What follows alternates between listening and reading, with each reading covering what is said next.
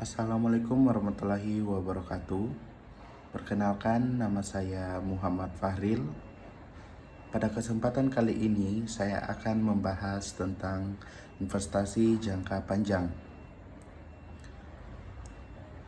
Menurut Investopedia, investasi jangka panjang adalah penanaman aset dalam jangka waktu lebih dari 1 tahun atau satu periode akuntansi, dengan tujuan untuk menguasai perusahaan lain. Artinya, investasi jangka panjang memang membutuhkan waktu yang cukup lama, bisa sampai 1 tahun atau lebih untuk mencapai keuntungan yang tinggi. Penjelasan singkatnya, perusahaan A berinvestasi secara besar-besaran kepada perusahaan B. Lalu perusahaan A mendapatkan pengaruh yang sangat signifikan atas perusahaan B tanpa memiliki mayoritas suara saham. Dalam hal tersebut, panjang jelas sangat berbeda dengan investasi jangka pendek. Pada umumnya, investasi jangka pendek hanya membutuhkan waktu kurang dari 1 tahun untuk dapat mencairkan dana atau keuntungan. Biasanya, investasi pendek cenderung akan dijual kepada orang atau perusahaan lain. Sementara investasi jangka panjang membutuhkan waktu yang lama, bisa setahun atau bahkan lebih. Berbeda dengan investasi jangka pendek yang akan dijual, investasi jangka panjang biasanya tidak akan dijual selama bertahun-tahun. Bahkan ada beberapa kasus dari investasi jangka panjang yang tidak akan pernah dijual sama sekali.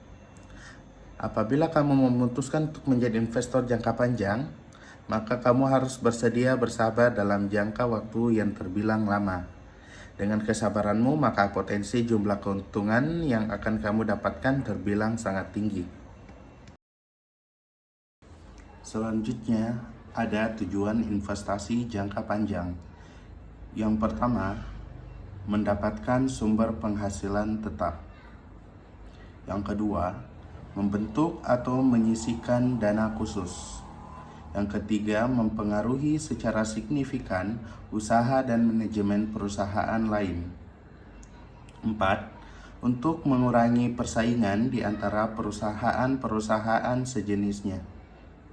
Yang terakhir, mendapatkan pasaran dari produk yang dihasilkan dan pasokan bahan yang diperlukan. Selanjutnya ada bagian kepemilikan dan metode akuntansi. Bagian kepemilikan terbagi dari 3. Yang pertama, kurang dari 20%. Bagian kepemilikan kalau kurang dari 20%, besarnya pengaruhnya ialah tidak memiliki pengaruh yang signifikan dan metode akuntansinya metode biaya.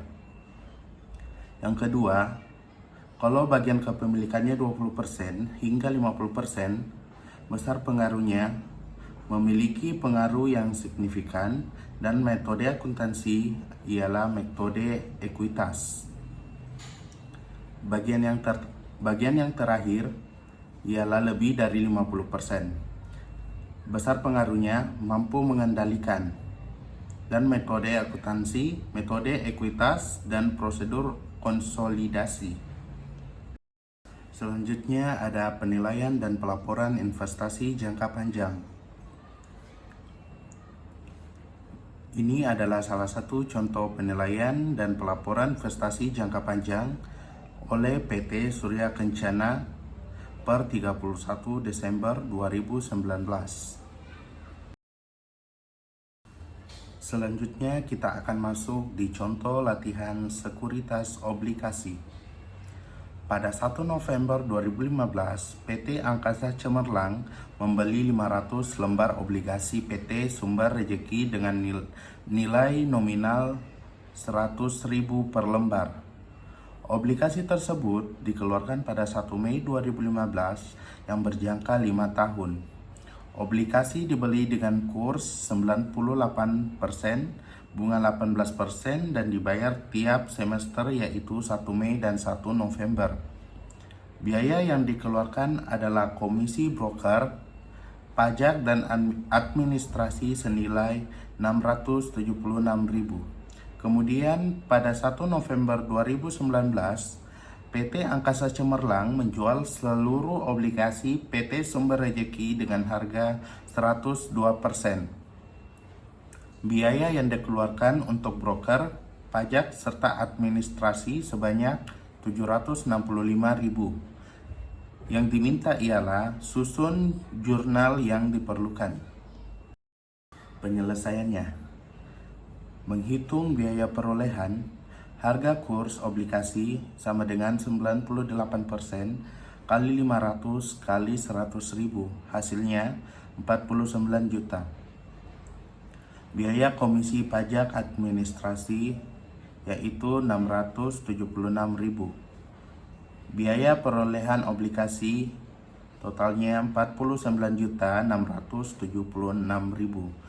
Jadi, hasil dari harga kurs obligasi ditambah biaya komisi pajak administrasi itu adalah hasil biaya perolehan obligasi. Diskonto obligasi sama dengan 50 juta dikurang hasil dari perolehan obligasi tersebut 49.676.000 sama dengan 324.000.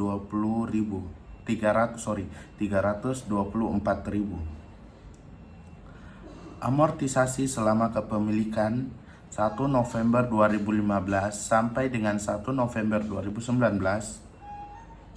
48 bulan dikali 5.400, yaitu sama dengan 259.200. Nilai buku saat penjualan obligasi sama dengan 49.935.200 rupiah.